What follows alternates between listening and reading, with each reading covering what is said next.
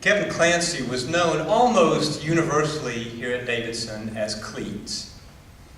And in some respects, Cleats was a little different from the rest of his classmates.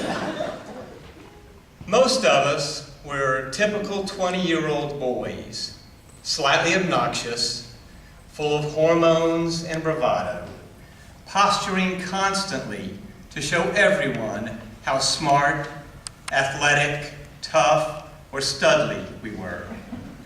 Cleats was different. He was as humble, self-effacing, and unpretentious as anybody I've ever known. He had a delightful, wry sense of humor, and he made us laugh constantly. Following Davidson, he returned to New Jersey, where he built a successful career as a private banker. He married the former Liz Schuster, and they have 2 children. Rob, 24, graduated from Drexel University, and sings and plays lead guitar for the Cold Roses, a blues rock band, which just cut its first album. Cleats' daughter, Mary, graduated from high school last week, and this fall she will enter the Tyler School of the Arts at Temple University. Mother Teresa said that God ordinarily doesn't call us to do great things. He calls us to do small things with great love.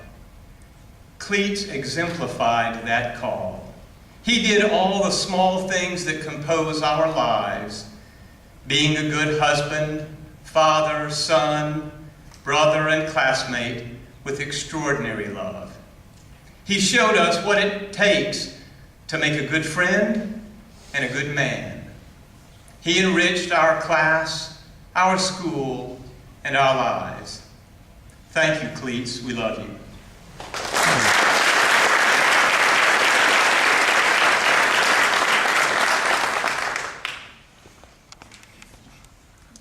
My earliest memory of Gene, oh boy, is of him sitting cross-legged on his bed in his room on our freshman hall, reading lamp balanced on one knee to illuminate the textbook in his lap. He could hold this pose hour after hour without a break. The intensity that Gene brought to his study also carried over to his life among us. You knew without a doubt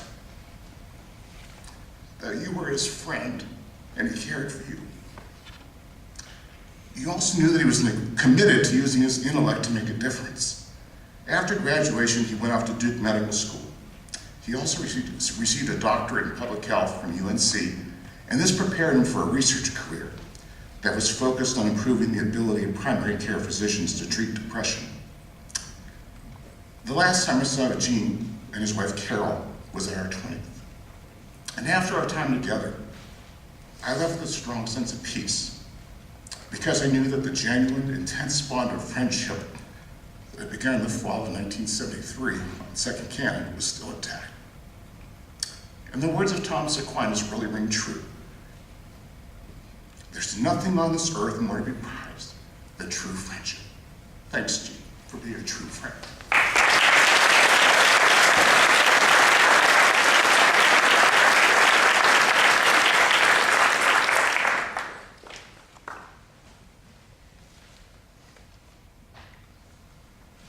Tom Arnold and I didn't know each other until that first day in the fall of '73 when we both kind of showed up at the door of Richardson 101, which, oh, by the way, is no longer a dorm room. I think they've got a Coke machine in there now.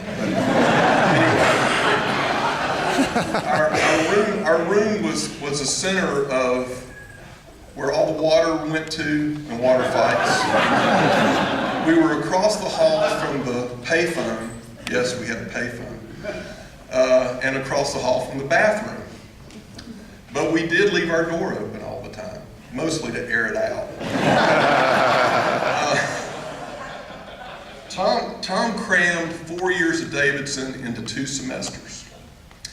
And since he didn't have a lot of time, he didn't bother to waste it studying. Jeff Brown was telling me the other night that he saw Tom sitting in the lounge on First Richardson smoking big stogie cigars with Keith Goldgard, who was to be my sophomore roommate,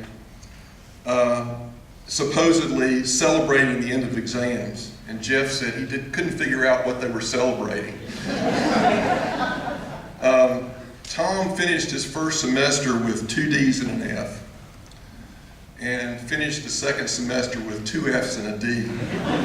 But that's not what I want to talk about. I never could figure out when Tom studied, because I was studying all the time and Tom was never studying. So anyway, but Tom's dad was a Davidson grad, so I guess, I don't know whether his dad made him come here, I'm not really sure. But I wasn't really sure that Tom really wanted to be here. But he made the most of his time here. His dad was also a SIG-Ep when he was here, or for most of you guys, Dan Spee. So Tom and I went to Rush together because we both, I kind of was attracted to the SIG-Eps because they were off campus and they were kind of different and pushing all the edges of the envelope.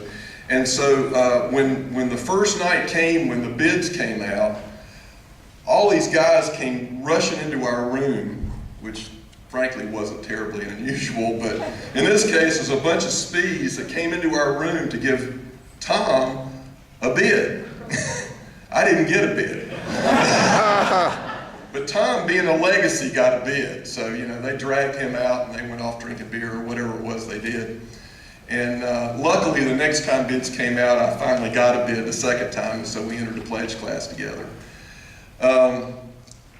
It was kind of interesting when Jeff told me the story about smoking the cigars. I said, damn, I lost Tom as a roommate, and then Keith never came back sophomore year, so I lost him as a roommate. I said, must be something about me. But anyway, Tom was a good roommate, and we had a lot of fun together, beginning the pledge class in the beginning of '74, and I lost track of Tom when he didn't come back, and I was actually shocked to find out that he passed away when Sue called me.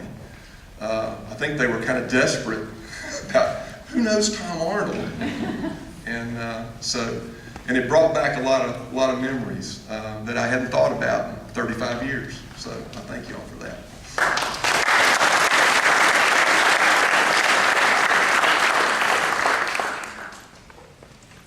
Thank you all and everyone for sharing your stories and your love for our special classmates. Our earthly connections may be lost forever, but old friends are matters of the heart. So in that vein, I encourage each of you to stay connected with those who are dear to you. If you haven't spoken with your special Davidson friends in some time, reach out to them and create your friendships anew. I promise the years will melt away and you'll pick up right where you left off. And to make it easy, we have this wonderful online directory, Alenda Links. And it's really easy to find people that way, so please reach out to folks that way. We have our Facebook page going. Let's keep it going. Wicked, where's Wicked? Ann Wicker is in charge, so let her invite you to join our private group. And also, please send me information for the column in the Davidson Journal, even if we still call it the update. I love you, brothers and sisters. Let's have a moment of silence.